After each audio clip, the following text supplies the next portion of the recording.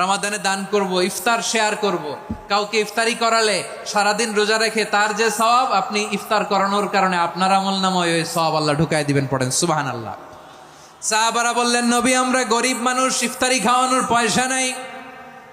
আল্লাহর হাবিব বললেন, ওয়ালাউ বিমাজকাতি লাবান, এক ঢোক দুধ, ওয়ালাউ বিতামরা, একটাও খেজুর, ওয়ালাউ বিশারবাতি মা, এক ঢোক পানি খাইয়েও যদি কারো রোজা ভাঙাও, তারপরে ওই সওয়াব তোমার আমলনামায় দিবে কে?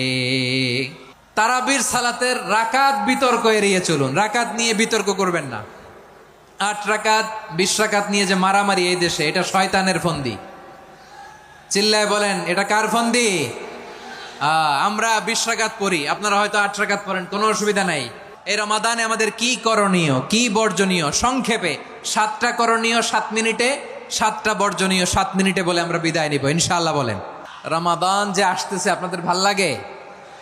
রমাদান নাম শুনলেই মুমিন হৃদয়ে বয়ে যায় প্রশান্তির ফল্গু ধারা, ঠিক কিনা? একটা আনন্দ, একটা উচ্ছ্বাস আমাদের হৃদয়ের মধ্যে চলে আসে। রমাদান সাইয়্যিদুশ শুহুর, 12 মাসের মধ্যে সবচাইতে শ্রেষ্ঠতম মাস রমাদান আল মুবারক আসছে। আত্মশুদ্ধির মাস, আত্মসংশোধনের মাস, শুদ্ধাচারের মাস, নিজেকে আলোকিত করবার মাস, ঠিক কিনা বলেন?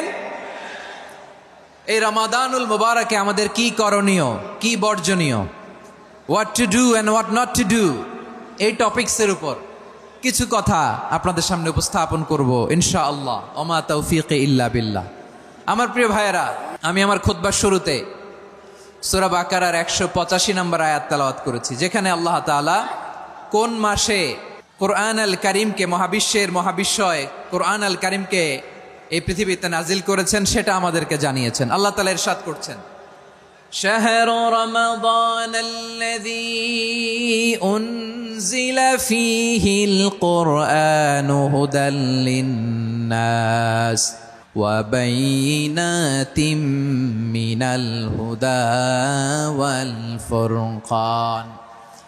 আল্লাহ বলেন, রমাদান এমন একটা মাস যে মাসে কোরআন নাজিল করা হয়েছে। আর এই কোরআন হচ্ছে বিশ্ব মানবের জন্য পথ নির্দেশিকা, হেদায়েতের সুস্পষ্ট বর্ণনা এবং সত্য মিথ্যা পৃথক করার আসমানি মানদণ্ড রূপে জামিনে আমাদের জন্য কোরআন নাজিল করেছে কে?